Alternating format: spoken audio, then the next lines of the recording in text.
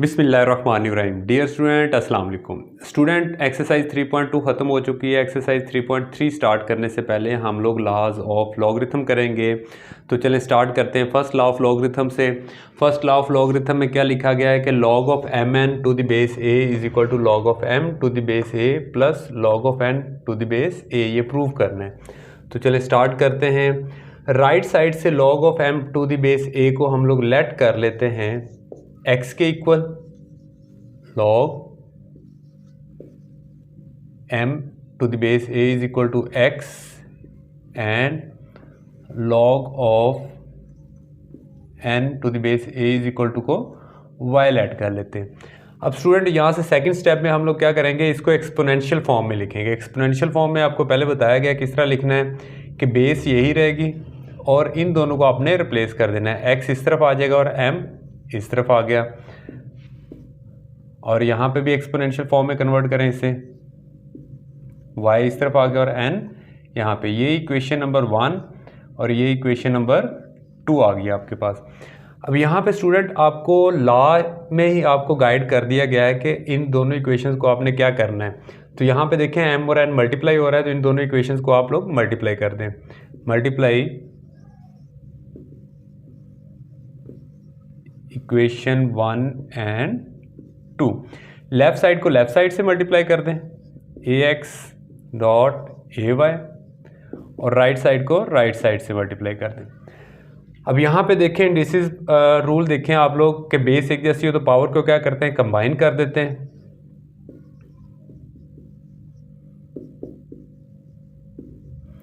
अब ये exponential form में आ गया, इसे आप अगेन लॉगरिथमिक फॉर्म में लिखेंगे। लॉगरिथमिक फॉर्म में आपको पता है कि बेस वही रहेगी और इन दोनों को आपस में रिप्लेस कर देंगे।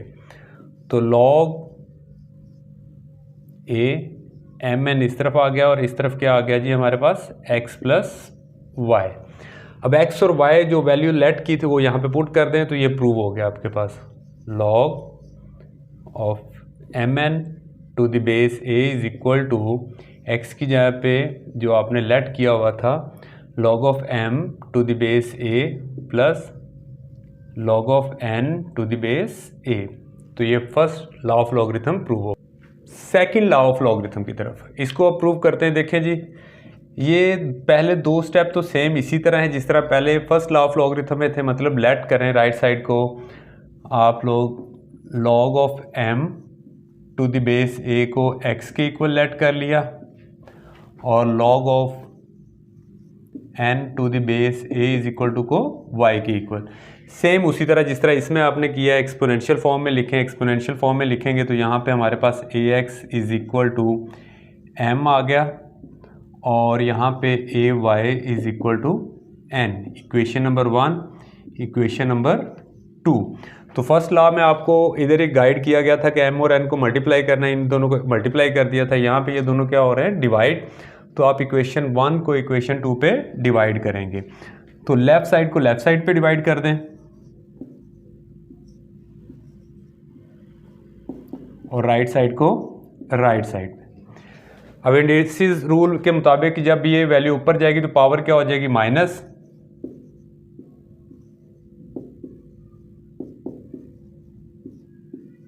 बेस एक जैसी है, पावर को कंबाइन कर लें आप लोग, x minus y is equal to m over n।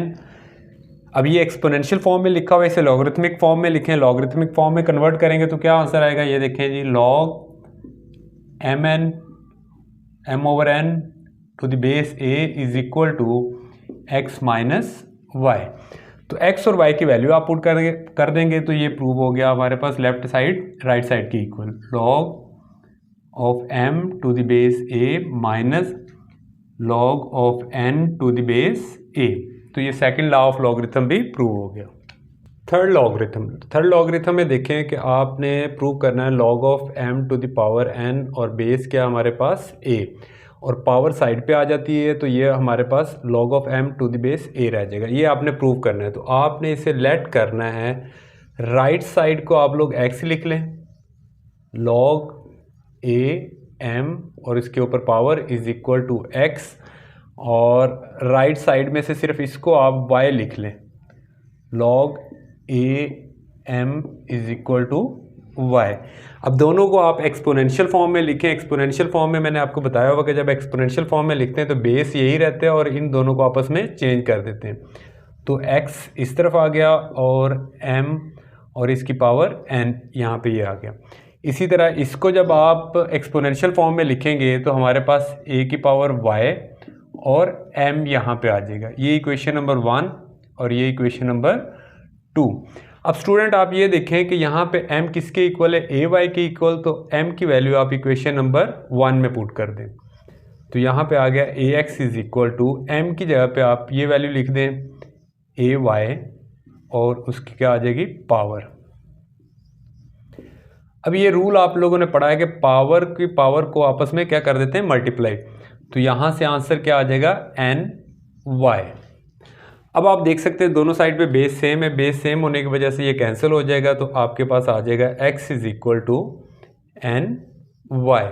तो जो अब आप लोगों ने लेट किया तो वापस आप पुट करेंगे, x की जहाँ पे ये वैल्यू पुट कर दी, लॉग ए बेस आ गई और m और इसकी पावर कितनी आ गई n।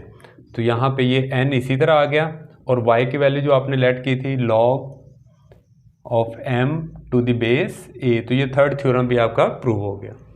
Fourth law of logarithm में आपने ये लेफ्ट साइड को राइट साइड के इक्वल प्रूव करना है। तो स्टूडेंट आप इसमें से log of n to the base b को लेट कर लें x के equal, x is equal to log of n to the base b। अब आपको मालूम है कि जब लॉग ख़त्म करते हैं तो बेस ऐसे ही रहते हैं, तो इन दोनों को आप लोग रिप्लेस कर देते हैं। तो n इस तरफ आ गया और b की पावर क्या बन गई x। यहाँ पे याद रखिएगा कि दोनों तरफ आप लोगों ने लॉग a लेना है, टेकिंग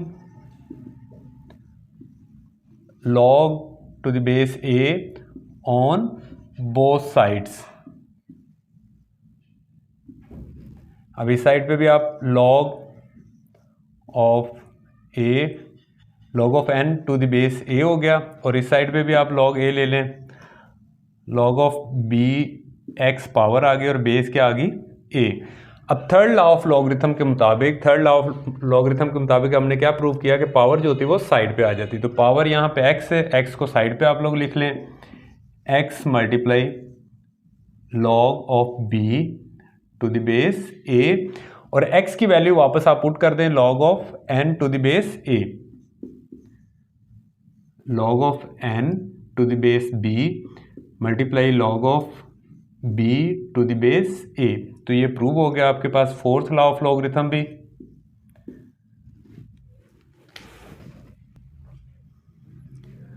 तो स्टूडेंट ये थे 4 लॉ ऑफ लॉगरिथम जिनको हम लोग एक्सरसाइज 3.3 में अप्लाई करेंगे। तो आज हम लोगों ने चारों लॉ ऑफ लॉगरिथम समझ लिए, इनको प्रूव कर लिया। तो इनको नेक्स्ट एक्सरसाइज में हम लोग अप्लाई करेंगे। तो सर रिजवान को आप इजाज़त दें, अपना बहुत सारा ख्याल रखें। अल्लाह हाफिज़।